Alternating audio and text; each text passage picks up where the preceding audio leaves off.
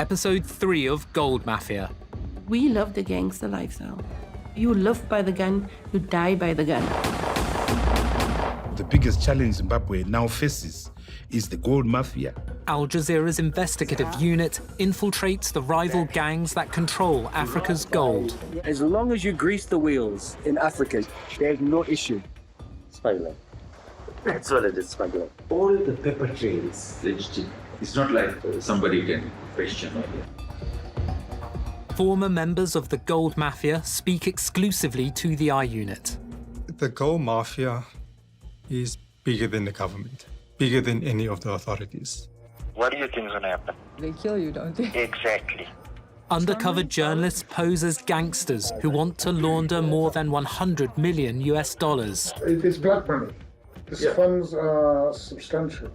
The I Unit obtains thousands of confidential documents that expose how organized crime groups use gold to launder money. You sold it to a refinery and the money got paid in the bank account. So it's very clean that way. Once it's refined, it's practically brand new gold. A good washing machine, right? In this episode, a gold mafia in Dubai helps the team launder money. we make through a company in Gold Tower. Then we open you an account here. You know, we have influence with the funds. Dubai is the most common denominator across the board where everybody wants funds. They've set themselves up for being the middle of the gold trade, lax laws, and no enforcement. It all comes out of Dubai. All Dubai, Dubai, Dubai, Dubai.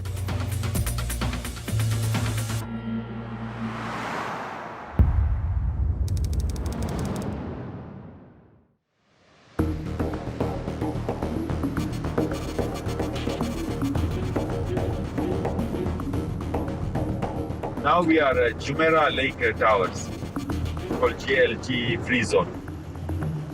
The undercover team is in Dubai to visit a gold mafia boss. He wants to show them the corporate structure of his money laundering operation. This is gold silver product house. So now we are going to gold. You need a representative office in the gold tower. The towers are for companies that trade in precious metals. Everything to do with silver is this. Platinum is this.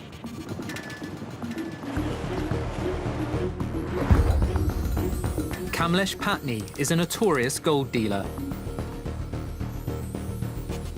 He goes by the alias Brother Paul.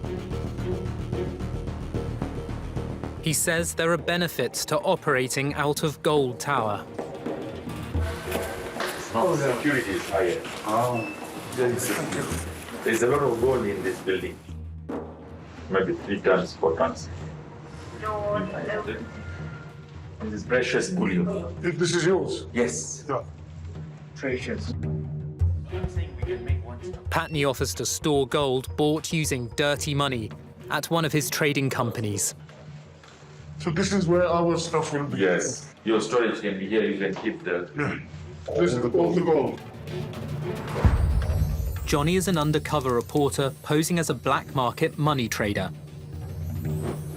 The Hawala man, who sends money around the world without legal checks. You can keep a lot of gold in it. So you can put like I think 400 kilos on the door on it. We can have somebody employed and to be working here.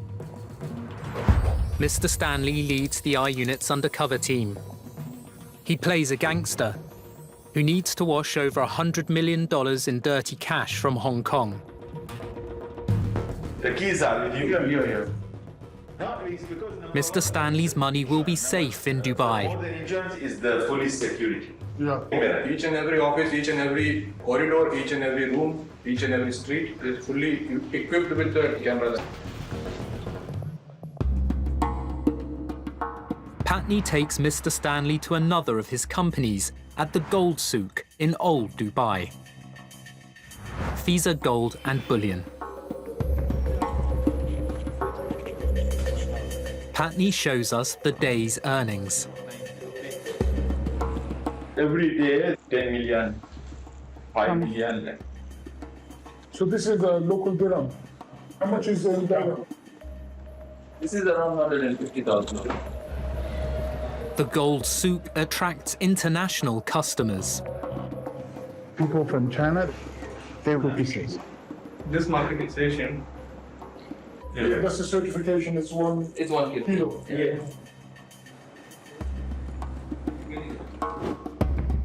Patney exports gold from Zimbabwe through his company Susan General Trading. The Zimbabwean government pays him an incentive to sell the gold overseas.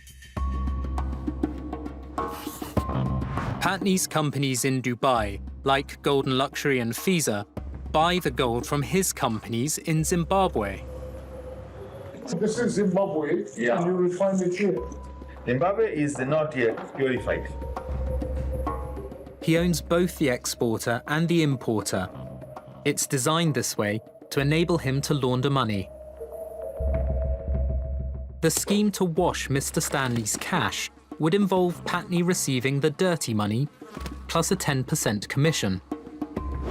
Patney will sell the gold he imports from Zimbabwe and pay the proceeds into a Dubai bank account set up for Mr. Stanley. You collect the money, Yes. the cash from Hong Kong, Yes. bring it to Dubai. Yes. From Dubai, you take it to Harare. Yes. Mr. Stanley's dirty money, in the form of US dollars cash, will be sent to Zimbabwe. Arriving in Harare, it will be declared as the proceeds of gold exported by Patney's company, Susan General Trading. With the form and declaration to Zimbabwe, because Zimbabwe is all cash fine. It will be declared clean in Zimbabwe, and Mr. Stanley will have clean money in a Dubai bank account.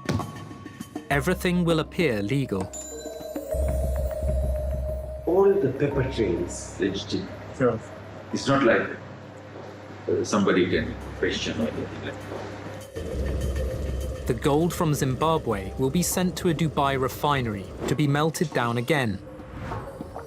The bars will be stamped with the refiner's hallmark, and the gold becomes a product of Dubai. This makes the gold easier to sell because it will no longer be associated with Zimbabwe and its sanctioned leaders. In Zimbabwe, a small elite controls basically all natural resources, including gold. So the gold needs to be washed.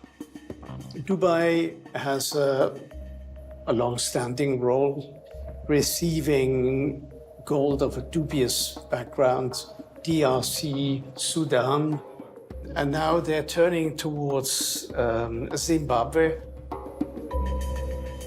We send 50 kilo, 100 kilo now to this refinery. Then they give us this. These are now called investment. Gold that comes to refiners, once it's refined, it's practically brand new gold. This one is in Switzerland and London also.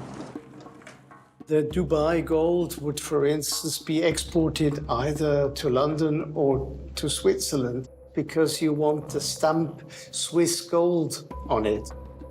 Then, of course, every bank in the world will buy it. Not only is Stanley's dirty money cleaned, so is the gold sourced in Zimbabwe. That is what I call gold laundering. One launders the gold by adding a stamp of approval of a country that makes it marketable.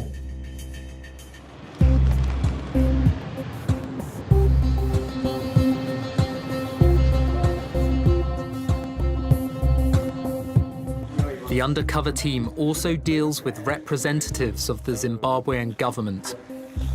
Previously on Gold Mafia, an ambassador offers to smuggle over $1 billion in dirty cash into Zimbabwe under diplomatic cover. I'm the second largest diplomat in the country. Right now, I can put some bag like this with 1.2 billion and put a red tape written diplomat. That's it. Nobody can touch it. Nobody can touch it. Hubert Angel is Zimbabwe's ambassador at large to Europe and the Americas. He's also a self-proclaimed prophet. I'm very sharp in the prophetic. You don't confuse me when it comes to the prophetic. No, I walk there, I live there, I talk there, I sleep there. I'm major, me. I know me. Trust me. When it comes to the prophetic, I eat prophecy. Guess what happens? Angel claims he announced beforehand the result of an African Cup of Nations final. The underdogs will be the winners. You will be so surprised. Do we have Senegal? Oh, we have one reason. Brother, stand up. Rejoice. About 9 hours after the prophetic decree went forth, Senegal surprised everyone by winning the final for the first time ever. For history, for Senegal! One of the men organising Mr. Stanley's money laundering also assists Angel at his church. Did you know I was a singer too? No, no, you didn't say you were a singer. You didn't say you were a singer. Check me out online. But God has stretched out to heal us. This I know. This I know. Wow. This I know. This I know. Just one touch from the King changes it. Ricky Doolan is from the northeast of England. He's related to Ambassador Angel through marriage. He's known as Pastor Ricky. Rock this place. Jesus gonna rock this place. I gotta hear the left side rock this place. I love to minister. I love to minister. It's nice. Better than singing in a club or a nightclub or entertainment. It's different. I really can't hear you. Jesus gonna, my Jesus gonna. To do that a lot. Everything perfect. Perfect.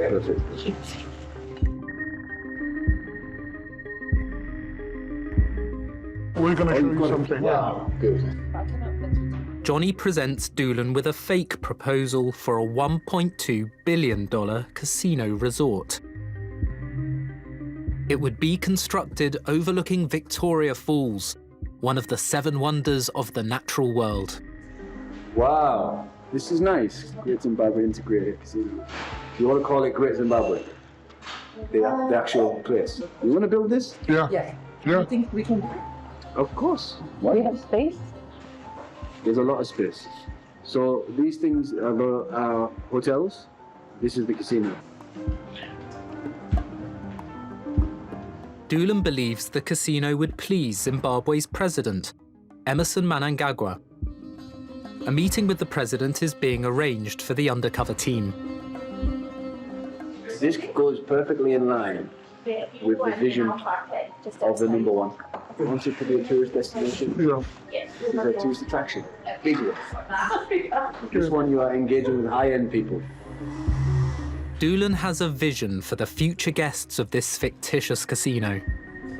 Go on the safari, enjoy the wildlife. We've also got land for hunting. A lot of high-end people like hunting. He thinks he could sell them gold as well. We'll facilitate the person investing in gold while they're there. So it's a leisure trip, it's a business trip, it's everything they want. Dubai started exactly like this. Somebody with money saying, there's an opportunity here. Let's build a few buildings and look at Dubai now. I honestly believe in my heart of hearts, Zimbabwe can become like Dubai.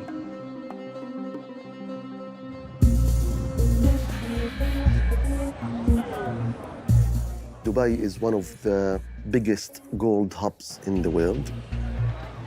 20 to 25% of the world's gold goes through Dubai. It's over a $70 billion industry. Amjad Rihan worked in Dubai for the global accounting firm Ernst & Young. In 2013, he audited the UAE's largest gold refineries. Rihan's audit of Kaluti and another large Dubai refinery, Al Etihad Gold, is scathing. It's the biggest two refiners who handle about 80% of the refining market share. They are rated non-compliant, high risk, dealing with sanctioned countries or conflict gold.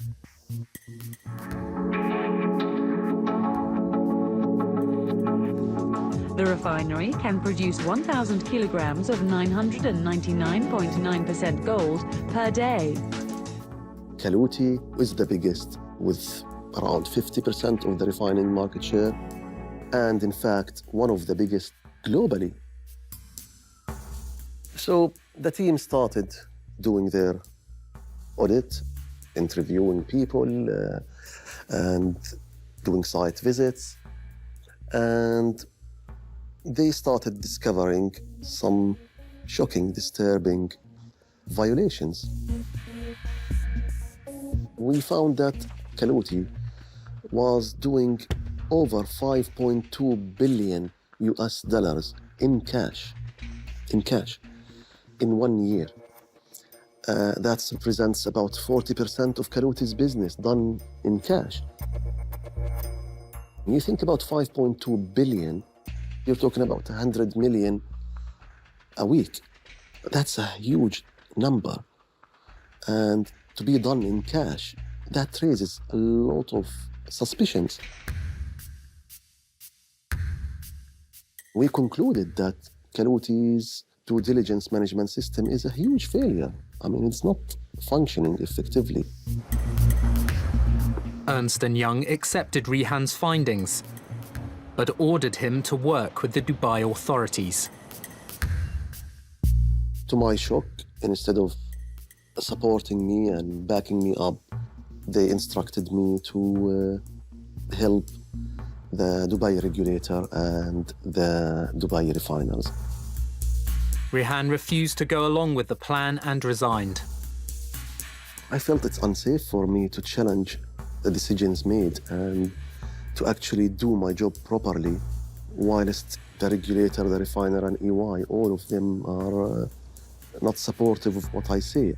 I would be at odds with very powerful people and entities in Dubai, and I would have been at a great risk. Rihan brought a claim in a London court against EY, which is headquartered in Britain. The judge ruled the auditors had tried to sweep under the rug the findings of Kaluti's money laundering. EY also bowed to pressure from the Dubai authorities. Ernst & Young did not debate our findings. They couldn't. We had objective evidence. We had strong documentary evidence, and they couldn't, argue with us about our findings. EY paid Rihan $11 million in damages. Dubai authorities removed Kaluti from their list of approved refineries. The company rebranded and is now named MTM&O. Having access to refineries is central to the Mafia's ability to launder money through gold. Then it has a certificate, and then the money is washed and cleaned and is turned into a legitimate asset. Patney uses 4 refineries in Dubai. I'll give you the list. The list includes 2 that failed Rihan's audit: MTM&O, formerly Kaluti, and Al Etihad. The gold refiners are the most important point in the gold supply chain. Without the refiner doing a good job ensuring that they scrutinized the supply chain and they covered the risks in the supply chain, it's so difficult for those after the refiner to do that job. The refiner's job is critical in ensuring that the gold before refining is clean. decade after Rehan's audit, the eye unit discovers a continued lack of concern in Dubai about the origin of gold. I just fly there and return next morning because I just drop it and then there's no problem. Custom is waiting for me. Alec Yassini is part of a network of private couriers who smuggle cash and gold in and out of Dubai. He thinks he's being interviewed for a job working for Mr. Stanley. Dubai. He describes his skills. What do you mean? So you bring Moving things in and out from Dubai, metal, gold, diamonds, and stuff like that. You pay a certain amount of $120 for whatever package you have, even if any amount, or even 10 kg, 2 kg, whatever, just pay 120 custom and you're in. He also moves large amounts of cash. $1 million is no problem. But if it's more than 2, 3, then I have to make a letter from that side. So they don't give me a hassle. I know how to deal with that. That's not a big issue.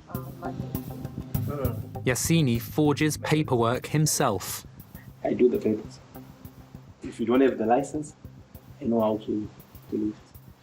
When I get into Dubai, straight to the customs, I've got the papers, I fill in the forms. There's no risk at all. No, I'm not surprised to hear that. There's very little scrutiny in Dubai.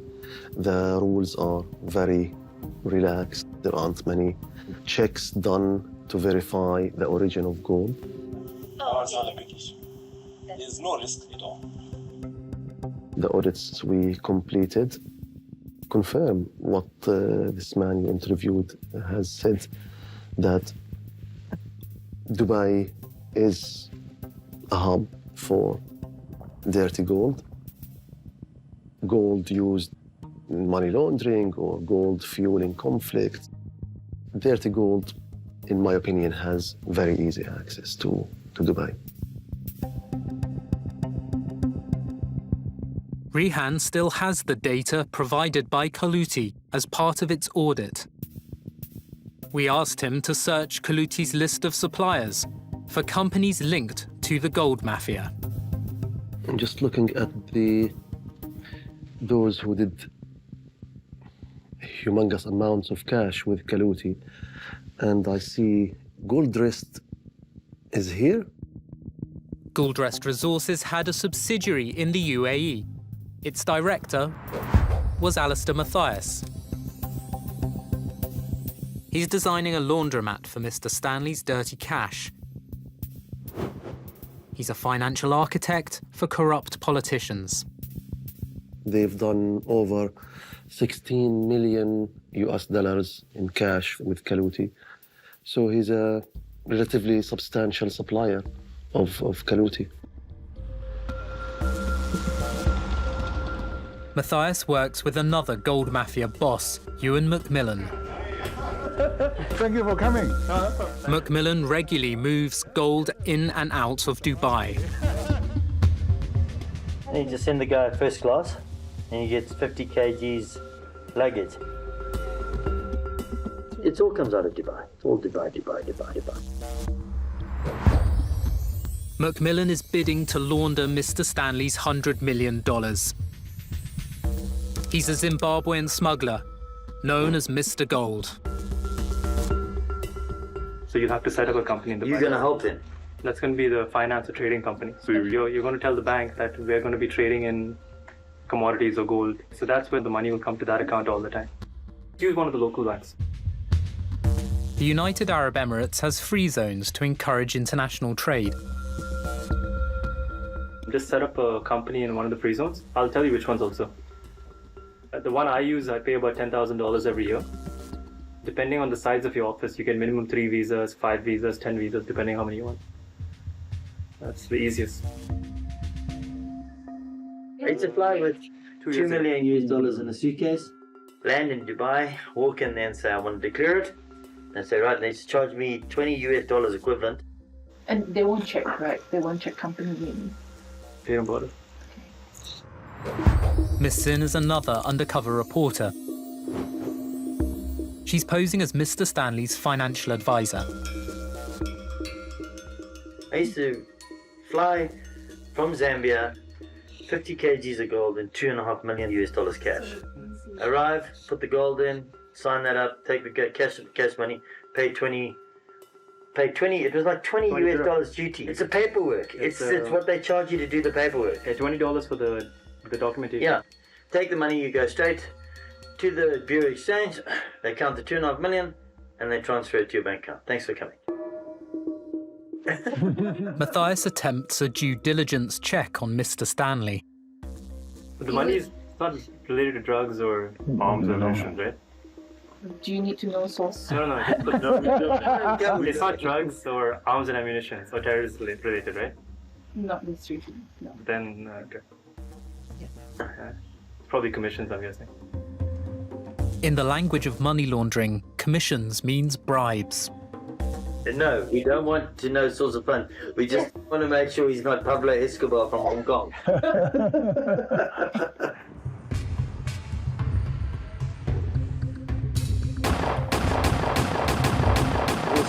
You got shot. The guy reverses and follows the car and just shot down the road. They showed me all the bullets. He's still got one in his back. 9 shots are fired. It missed his neck by millimeters. Went through there and out. Fine, nothing, no death. I was with him this morning. The target is Simon Rutland, one of Zimbabwe's richest men. He runs a money laundering operation through his company, Gold Leaf Tobacco. They call him the boss. You have no idea the money this guy has. Gold Leaf is one of Southern Africa's largest cigarette producers. Since I didn't realize that I'd made so many people angry. Crazy. So what's happening? He posted 10 million for information. Rand. That's $1 million. Just throw it out there. You don't have $1 billion in your bank account and can't fight back. Previously on Gold Mafia, Rutland makes a fortune from illicit cigarettes. He sells them on the black market in South Africa without paying taxes. It's money he needs to launder. He has a very big problem. He's an illicit cigarette trader. He's the biggest in South Africa. The illicit cigarette trade earns Rand cash, so he gets a ginormous amount of Rand cash. How does he legitimize it?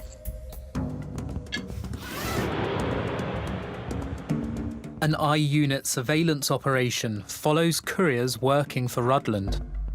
They carry gold to Dubai. It belongs to the Zimbabwean government.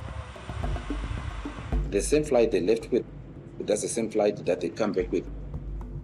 EK713 when it's leaving Dubai. Simon has got serious buyers in Dubai already.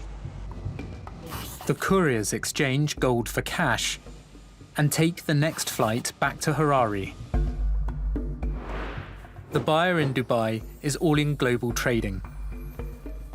Documents obtained by the I-Unit reveal All-in receives the profits of illegal cigarette sales, worth millions of dollars. All-in uses this money to buy gold from Zimbabwe's central bank. All-in is the Gold Leaf Mafia's hub in Dubai. While Simon Rutland controls the funds, documents name HJ or Howie Baker as a director of All-in. Simon brought everything to the table along with Howie. Howie was the glue keeping everyone together. Daoud Khan was once a part of the money laundering operation. He's speaking to the I-Unit from a safe house. Simon and Howie are basically, they've got their hand on almost every transaction. In October 2018, Prodigy Trading, Baker's Hong Kong company, buys shares in a Dubai-based gold trader, Empress Bullion. The following month, Rutland's couriers deliver Zimbabwean gold to Empress. Gold export certificates from the Reserve Bank of Zimbabwe legitimize the money laundering operation. You've got Howie Simon that is conducting certain conversations in Zimbabwe with government officials, looking at it, ensuring the support of government structures, Reserve Bank structures, and custom structures within Zimbabwe. Simon Rutland dictates to the Zimbabwean government to a certain extent on what needs to be done and how it needs to be done. Empress is a favoured trading partner for gold smuggler Alec Yassini. I've been buying from them for some time. He shows the undercover team invoices for gold sales. This is the Empress. That's Empress again. There's another one also. This is 9 million. It's Empress, I think, is the best.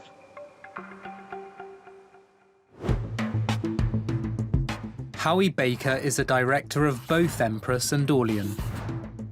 His partner at Orlean is Andres Gravenstein, who's been convicted for illegal gold dealing. Gravenstein and Baker were also partners in a South African precious metals company, the Gold Kid Trading.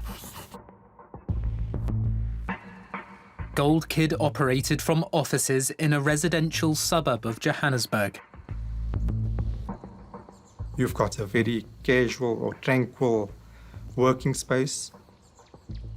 Andres, Howie, and on few occasions Simon was there.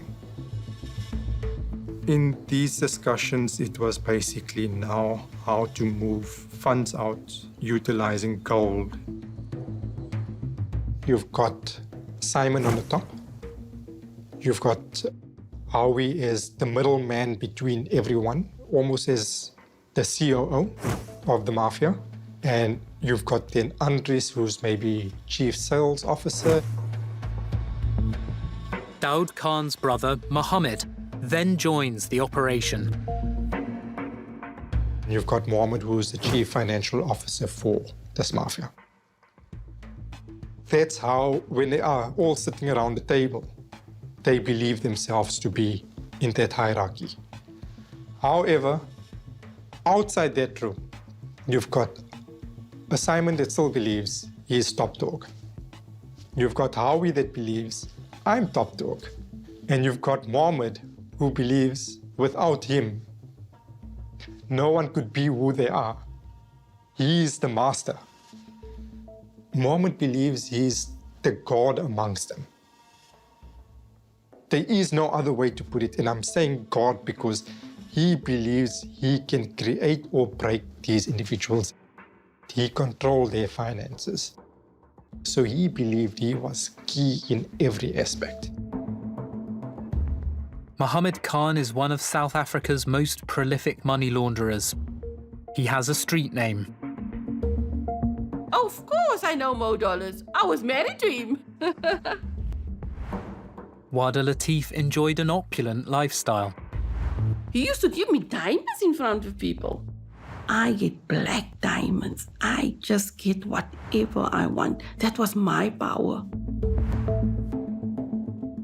Latif travelled with her husband on regular trips to Dubai. I used to stay at the Burj Al Arab. I used to stay at Jumeirah Madinat. So I had personal chefs running around me the whole day, every day. Mo Dollars launders money here. Money gets dropped off, and then he requests the new dollars. Brand new crispy dollars. I only use new dollars. Cash. So gold we buy cash, bags, everything, shoes, we buy cash. So there's no trail. When I go to Dubai Mall, I have gold trolleys behind me. The people in Louis Vuitton in Dubai, they know me by name. Whatever I see, whatever I like, I buy. Only bags and shoes and gold and... I just buy and buy and buy. It was just mad. Mad. A short drive from the mall where Latif shops is Jumeirah Lake Towers, Dubai's commodities trading hub. Gold Tower is the address for Orlean Global Trading, the company at the centre of Rudland's money laundering scheme. It's in the same tower as Precious Bullion, where Mr. Stanley visited Kamlesh Patni and was told to set up a company to launder money. The I-Unit obtains documents that show the Gold Leaf Mafia uses Orlean in another money laundering scheme. The Gold Kid Trading enters an agreement to buy gold from Orlean. It's an order from a client from outside South Africa. Gold Kid employs Mo Dollar's asset management company, PKSA, to loan it money to finance the gold buying. This allows PKSA to send payments abroad. It appears to be a normal business relationship between two gold trading companies. That looks like a legitimate contract and a process, banking transactions, but ultimately they're washing the money. Through a legally binding contract that's put on a piece of paper, they're legitimizing the money on paper. They're moving the money amongst themselves. You've got Gold Kids, who's Mohammed, Howie, Simon, Andres, creating a paper trail through a contract with a company in Dubai, which is Orlean. Orlean is Howie, Mohammed, Simon, and even Andres, all benefiting from the incomes generated. Well, that's very suspicious. If you have the same person on both sides of a transaction, it is highly likely that it is a fake transaction, that it doesn't make economic sense. What you're talking about is trade-based money laundering, and that is the hot topic of today. Trade-based money laundering costs countries millions of dollars every year in tax revenues, but the most concerning part of it is, of course, the fact that it's used to move dirty money and to legitimize illegal proceeds from criminal activity. Spirit Embassy, attention! We shall win souls everywhere!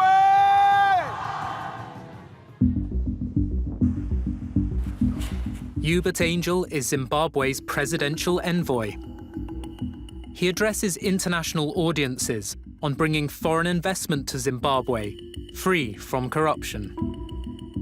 People-to-people diplomacy is increasingly viewed as an antidote to moral and political cannibalism, as it enables individuals who trust in each other to facilitate, manage, and drive investments with little or no corruption or demands for bribes.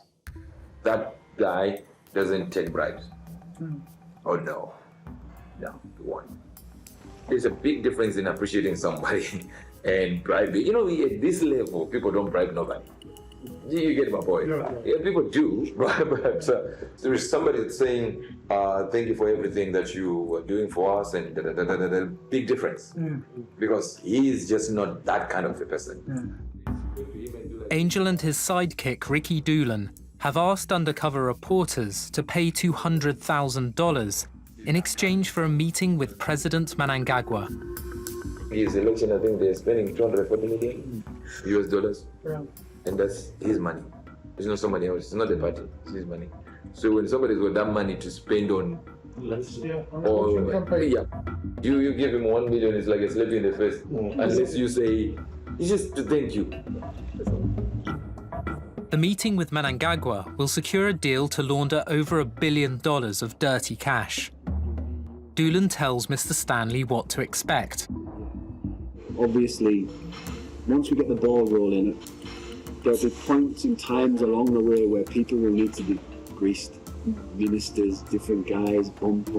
But in a country like the one we're talking about, and all across Africa actually, it's the only way to get things done smoothly. it won't be too painful. It will just be a little bit here, a little bit here, a little bit here. We'll tackle them as we go along. It won't stop the project. Once it's rolling, it's rolling. Yeah. Once we've made a promise to the president, we have to execute. One way or another, you know. Yeah. It's now just a case of speed and efficiency because we need it to move fast. Mr. Stanley is told that Angel needs to be paid too. He's bending over backwards. He's calling the president, talking to the president. He's arranged the meeting for you already. Ambassador's not being appreciated yet.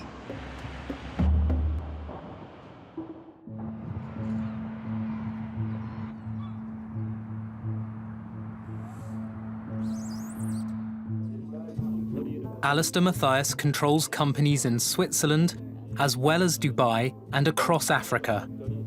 They provide cover for money laundering. I do it here more for track record, because Yes. I have an existing business here, then source of funds is not a problem. So that's why I have setups everywhere. Whatever is like gray area, I take it to Dubai. Now the Ghana, I was the biggest at one point. I was doing 1 ton, 1.5 ton every month, so about $40 to $60 million every month. Wow. I was exporting out of Ghana. Matthias is preparing a financial structure to launder Mr. Stanley's money. He tells undercover reporter Miss Sin to be careful with her language. We have all the money that we need to clean and You shouldn't say that word. You should just say it's money you need to move. sorry, You should never say I need to clean all the time. you don't say this here, no. Say you need to move it from here to there. It's better that way. To avoid detection, Matthias controls gold supply chains by owning companies that he places in other people's names. If I have a chain, mine, refinery, this, and I own everything start to finish, it doesn't look good. I'm selling to myself, then selling to myself, and selling to myself. You follow? It causes issues with tax authorities sometimes. They'll say, oh, you're just transferring profits to one country. So I have to keep different entities. I own all the companies in different entities. These include several gold refineries. The refinery in Dubai is held by a friend of mine in trust for me. But all my refineries are private. I don't open it to the public. I just do my own refining, my own production, my own this thing and stuff like that. I can do about 150 kilos a day. He suggests using his refineries to launder Mr. Stanley's money directly. You can pay through the refinery, you know? Can we bring cash to your refinery? Yeah. But I'll play with the paperwork. I'll make it look like you gave me gold or something like that. Keeping it on deposit. Then you tell me, sell the gold. And I sell the gold, so you have cash in your account. You do everything on the computer. Owning a refinery makes the money laundering process less detectable. Yeah, we can move as much as I want wherever I want. For the most part. See, the best thing with gold is cash. Gold is cash. It's better than any currency. As long as you're in gold trading, you can move money anyway.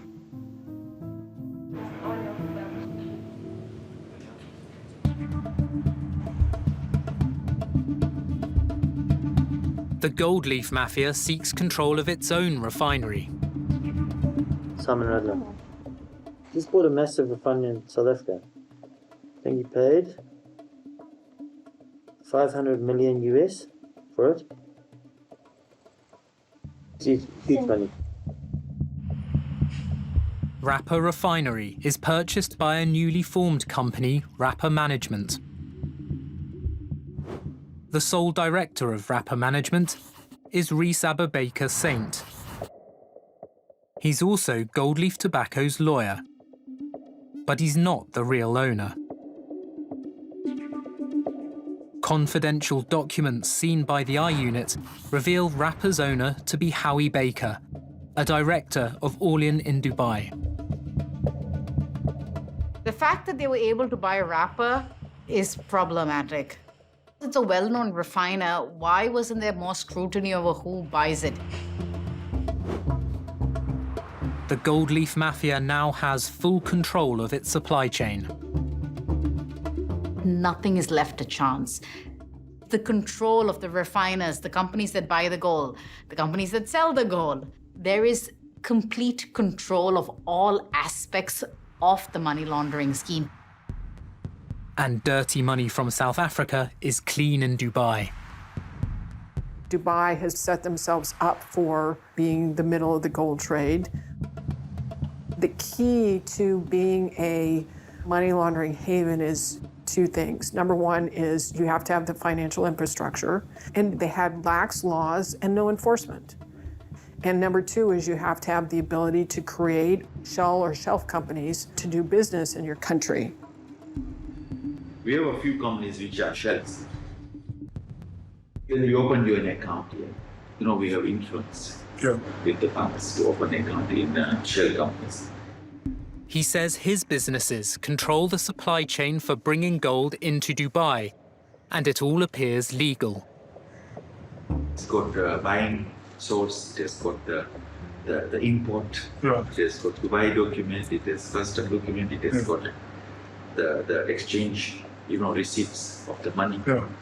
That and it has got a source here, Visa Bullion, Golden Luxury. Patney wants Stanley's money laundering operation to become integrated with his network of companies. It's ongoing, it's like thousands of cars are there. We put your cars inside, traveling. Many of Patney's enterprises are managed by his holding company, Sun Multinational. This is multinational. We run retail in 7 countries. What? All countries. Yeah, he controls all the countries. Even Kenya? Zimbabwe, everything. Kyrgyzstan, Everything. Thank you. After you. We have 5,380 employees in 12 countries and 35 offices all over. The briefing tour, we run about 8 hotels in Kenya and South Africa. Patney takes the undercover team to another tower named after a precious commodity. On the 7th floor, Rumir Diamonds. Rumir. So here are the diamonds there. These are rough now. These from the ground. Rough diamond mine. Rough. Then they cut and polish.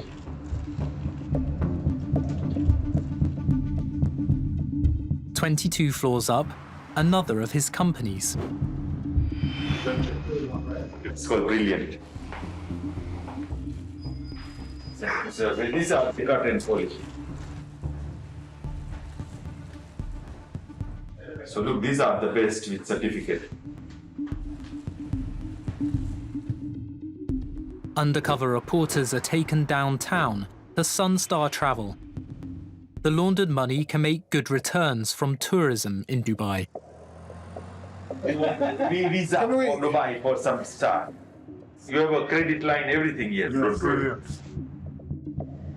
They have the list of all the activities in Dubai and the UAE. Zip lining, desert safari, this. Patney has many ways to invest Mr. Stanley's money. We have so many proposal options. Even a bank is our investment portfolios. Next, on the 15th floor, another Patney company. The securities trading firm is registered in a Caribbean tax haven. Here we have an online trading platform. We will onboard clients who want to trade using our platform technology. We also advise clients on investments and we handle the funds. Samir Jazini is a securities trader. He advises Africa's super rich on how to manage their wealth. His nickname, Africa's Man of Steel. So I decided to stay in Africa, and where there's blood, there's potential. We build trusts, we build offshore accounts. We have an in-house research team of 5 who work internationally, work globally. We onboard our clients also to international banks. We do finance with individuals. ultra high net worth individual. Yeah. So this is where we execute the trades. As you can see also, I always have my mobile, 4 mobiles here, 3 in my bag. Always looking, watching the accounts of my clients. The companies Mr. Stanley visited form just one part of Patni's global empire. You don't want it in one place. Our banks are in Seychelles. So all those our companies, you see, thousands.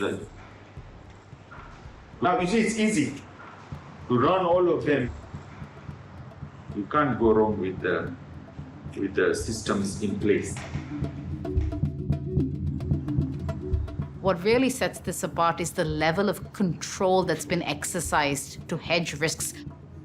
The best way to hedge risks is you control everything, but you also spread your risk out in multiple locations so that it becomes harder to track your assets, harder to track your ownership. And they've really developed a sophisticated scheme. I've given you a very broad picture. You are not stuck in one place. You can make your structure like a precious bullion. Whoever you want to put your shareholders there, you operate, then it becomes a legitimate operation. That is the laundromat. It's finished washing. Like now, then you can invest in what you want.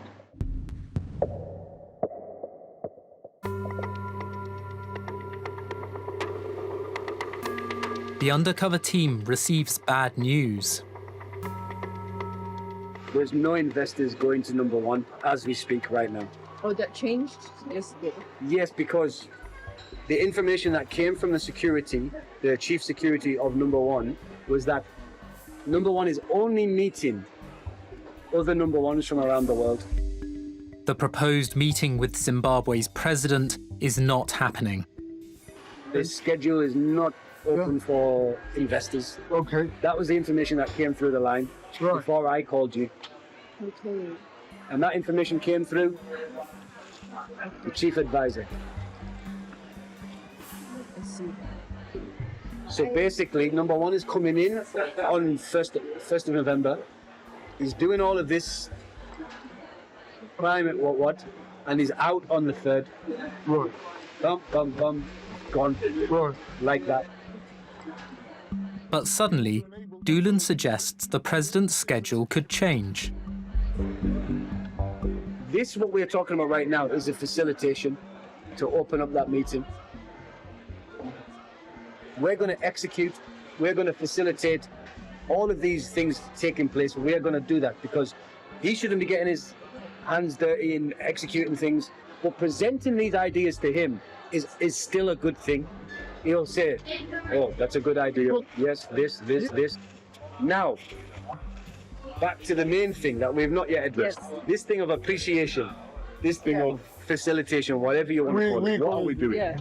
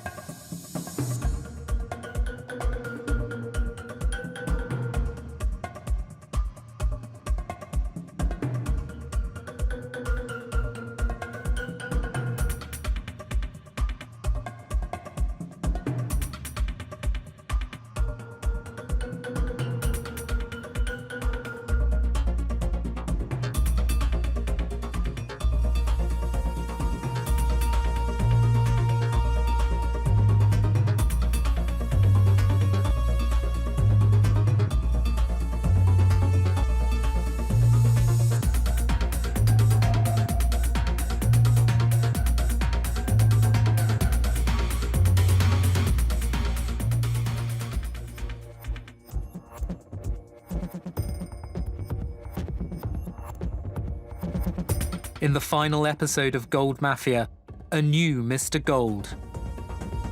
Because Macmillan doesn't control nothing. Okay. Yeah. This was his worker cleaning his car. Yeah. He is the number one now He's number in one. Zimbabwe. He's right there. He's in his house living on $5 million. Yeah. And Mo Dollars meets new clients. This is someone that's really wanted by the FBI, designated as a terrorist, and wanted around the world.